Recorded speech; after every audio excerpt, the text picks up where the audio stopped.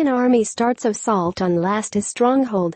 Beirut, Baghdad, Reuters. Syria's army and its allies began an assault on the largest remaining stronghold of Islamic State in Syria and Iraq on Wednesday, Hezbollah-controlled media said, signaling the imminent fall of the militant group's self-proclaimed caliphate.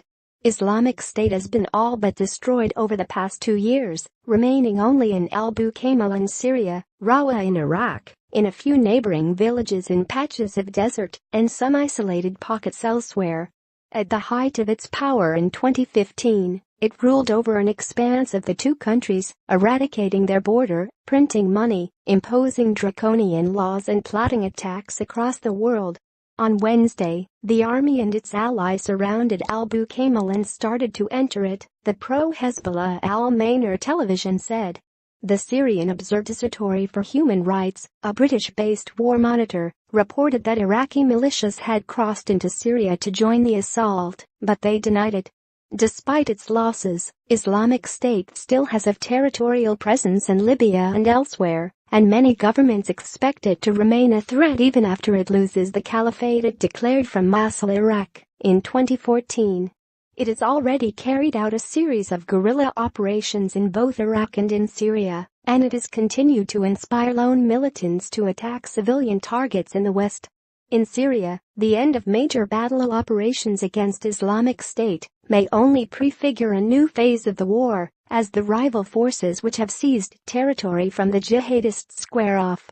The Syrian army, alongside its Lebanese ally Hezbollah and other Shiite militias, and backed by Iran and Russia, have seized swathes of central and eastern Syria in an advance against Islamic State this year.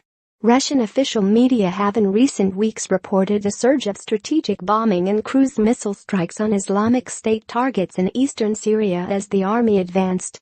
A U.S.-backed coalition has supported a rival campaign in Syria by the Syrian Democratic Forces, SDF, an alliance of Kurdish and Arab militias that have pushed Islamic State from much of the country's north and east. The Syrian government has sworn to recapture territory held by the SDF, including Islamic State's former capital Raqqa and oil and gas fields lying east of the Euphrates.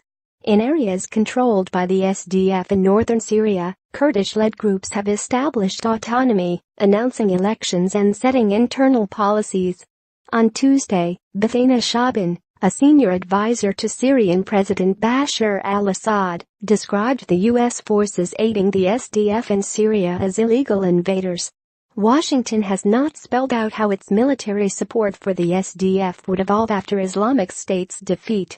Shaban also pointed, in a television interview, to the example of Iraq, where the government retaliated against an autonomous Kurdish region after it held an independence referendum.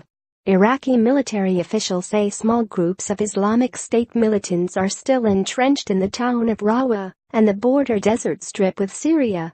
Scattered villages near Al-Qaim, close to Abu Kamal, are still under militant control in an area called Ramana. The Iraqi Popular Mobilization Forces, PMF, an alliance of militias, denied a report by the observatory that it had crossed the Syrian border and was attacking Abu Kamal. Our movements are carried out under orders from the Commander-in-Chief of the Armed Forces, and our key objective is to liberate Iraq's territories from Daesh. We have no orders to cross the borders, PMF spokesman Ahmed al-Assadi said.